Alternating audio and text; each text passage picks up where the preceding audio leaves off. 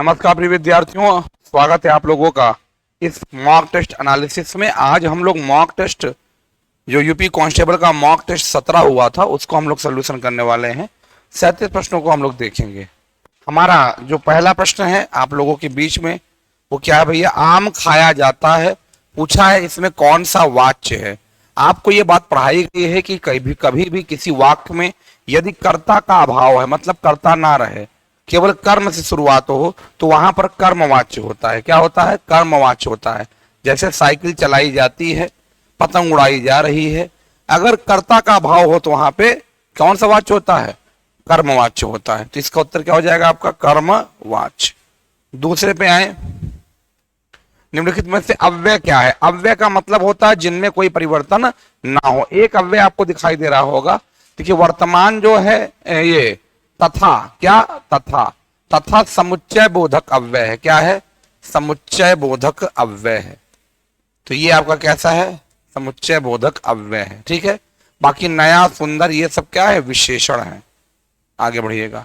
चंद्रगुप्त नाटक के रचयिता कौन है भैया? चंद्रगुप्त, ध्रुव स्वामिनी, जन्मेजय का नाग यज्ञ, स्कंदगुप्त, ये सभी नाटक जयशंकर प्रसाद जी के हैं। जयशंकर प्रसाद जी के हैं। ठीक है। आगे बढ़े। भारत भारती राष्ट्र कवि मैथिली षड़गुप्त की कई रचनाएं आपने सुनी होंगी। भारत भारती भी इन्हीं की है, साकेत भी इन्हीं की है, ये सब रचनाएं इन्हीं की हैं। तो इनके एक रचना को और लिख लीजिएगा आप लोग, उसका नाम है क्या? साकेत। ये मैथिली षड़गुप्त जी हैं। ठीक है।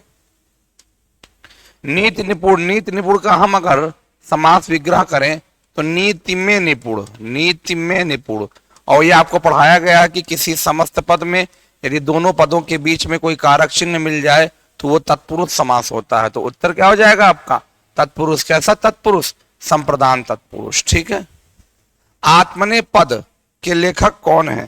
देखिए आत्मने पद एक रचना है, रचना है। इसके लेखक हैं सच्चिदानंद, हीरानंद, वात्स्यायन, अज्ञेय, ये इसके राइटर हैं। अज्ञेय। ठीक है। ये लेखक कौन है? अज्ञेय। ठीक है। अगले पे आए। परमात्मा की कृपा सर्वत्र व्याप्त रहती है। सर्वत्र स्थान को बता रहा है, और जो क्रिया विशेषण किसी क्रिया के स्थान को बताने लगे उसको स्थान सूचक कहते हैं। क्या कहते हैं? स्थान सूचक क्रिया विशेषण। ठीक है। इनमें से अध्यापिका का बहुवचन क्या होगा? जैसे हम महिला का बहुवचन बनाते हैं, आकारांत स्त्रीलिंग का महिलाएं, वैसे अध्यापिका का बनेगा अध्यापिकाएं। ऐ जोड़ देंगे, बन जाएगा आपका। ठीक है। इनमें से कौन सा शब्द शुद्ध है? आशीर्वाद, सभी को मालूम है आशीर्वाद इस तरीके से लिखा जाता है, आशीर्वाद। ये डी द राइट आंसर होगा।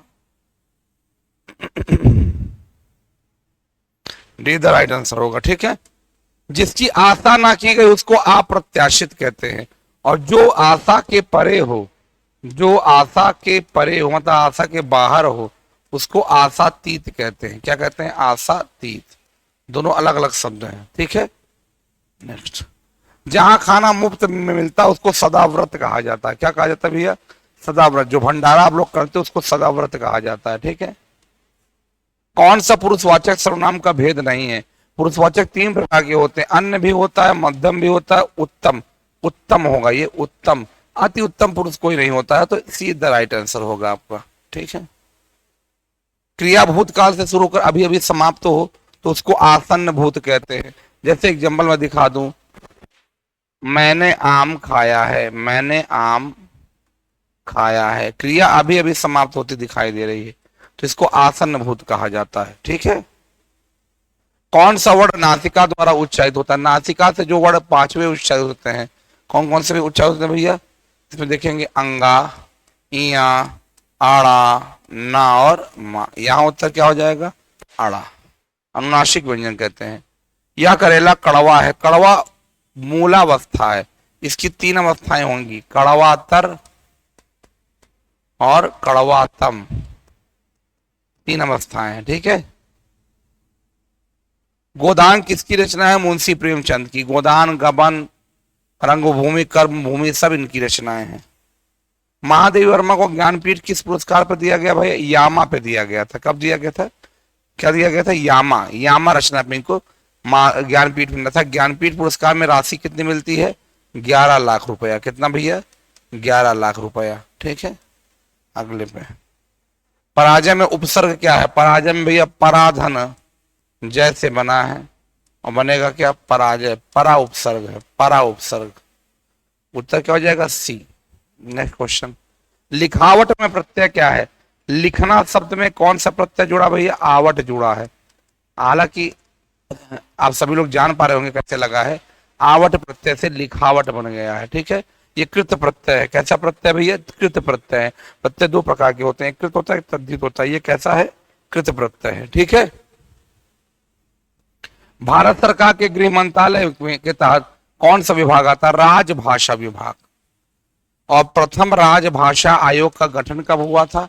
प्रथम राजभाषा, ये भी क्वेश्चन पूछा जाता है, आयोग का गठन कब हुआ था? आयोग का गठन कब हुआ था? तो मेरे भाई ये गठन हुआ था 7 जून 1955 को। ठीक है, अगले पे है, मतदाता शब्द में कौन सा? मत को देने वाला या मत का दाता। मत का दाता संबंध तत्पुरुष है, संबंध तत्पुरुष है, मत का दाता। ठीक है, संबंध तत्पुरुष है। 21, कंठ तालव्य। कंठ तालु से दो ही वर्ण बोले जाते हैं, एक बोला जाता है ए, दूसरा बोला जाता है ऐ। है क्या इसमें? इसमें ए है, ए लगा दोगे। ये कंठोष्ठ है। क्या है भैया? कंठोष्ठ है। ठीक है, ओके। ये ओष्ठ है, ये मूर्धा है। राष्ट्रीय अनुवाद मिशन कहाँ स्थित है? मैसूर में स्थित है। इसका कार्यालय कहाँ है? मैसूर में स्थित है। महिला आचार्य फणीश्वरनाथ रेणु का एक आंचलिक उपन्यास है। ये सब क्वेश्चन बहुत ट्रेंडिंग वाले हैं जो आपके पेपर में बार बार पूछे जाते हैं आप लोगों से। ठीक है, यह बोली पूर्वी हिंदी वर्ग की बोली नहीं है। पूर्वी हिंदी और पश्चिमी हिंदी में बता दूं, पूर्वी हिंदी में आप 3 बोलियां आती हैं, 3, अवधी, बघेली और छत्तीसगढ़ी। ये तीनों आपकी पूर्वी हिंदी में है। इनमें कौन अलग है? इनमें बुंदेली है। बुंदेली किसकी है? ये पश्चिमी हिंदी की है। किसकी है? पश्चिमी हिंदी की है। ठीक, निम्नलिखित में से कौन सा शब्द कंचन का पर्यायवाची? कंचन माने क्या होता है भैया? कनक, सोना, इसी कहते हैं। ठीक है,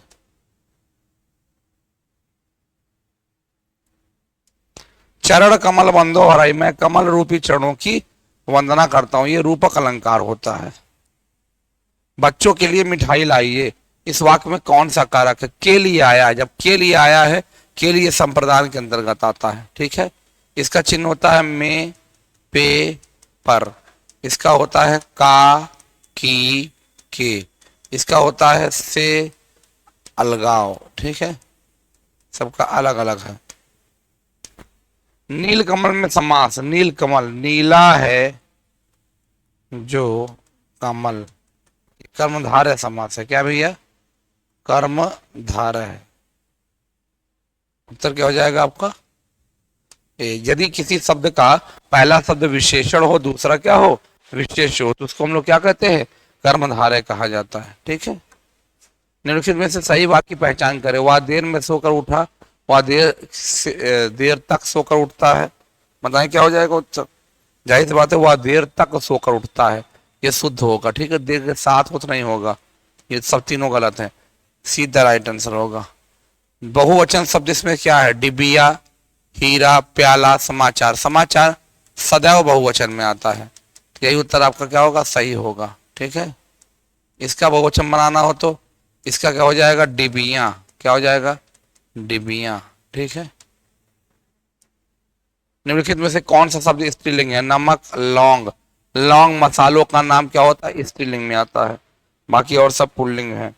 फिर अगले में देखें कौन समास विग्रह है इसमें? कार्य में दक्ष, कला प्रवीण, नगर प्रवेश। ये बी वाला होगा। कार्य में दक्ष, इसको कार्य दक्ष कहते हैं। क्या कहते हैं? कार्य दक्ष कहते हैं। पूर्व पद और उत्तर पद दोनों ही प्रधान हो तो उसको भैया द्वंद्व समास कहा जाता है। सी द राइट आंसर 34 का। एक गद्यांश हमारे बीच में आया हुआ है, आइए हम लोग पढ़ते हैं इसको। उपरोक्त गद्यांश में लेखक एवं सह वैज्ञानिक प्रयोग की सफलता ने मनुष्य की बुद्धि कैसी कर दी है? कैसे कर दी भैया बताओ? पहले में दिया हुआ है, सफलता ने मनुष्य की बुद्धि का अपूर्ण विकास कर दिया है। उत्तर क्या लगाओगे? अपूर्ण विकास कर दिया है। दूसरा क्वेश्चन क्या दिया हुआ है? व्यापक विनाश आसन दिखाई पड़ता है। आसन का मतलब होता है यथाशीघ्र, जल्दी ही दिखाई पड़ रहा है। ठीक है, आगे बढ़े। उपरोक्त गद्यांश कौन सा लगा? ऐसा हुआ तो दुनिया को क्या होते देने लगेगी? तबाह होते देने लगेगी। कहाँ दिया हुआ है? इधर देखिए, ये देखिए ना,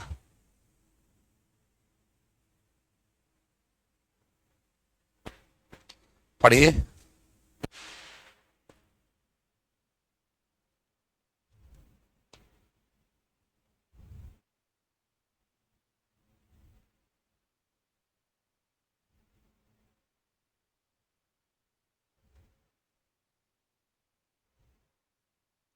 कहाँ लिखा हुआ है भाई बड़ो?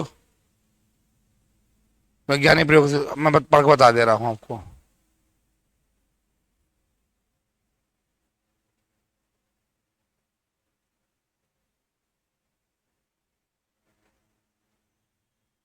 आतंक दिख रहा है ना, आतंक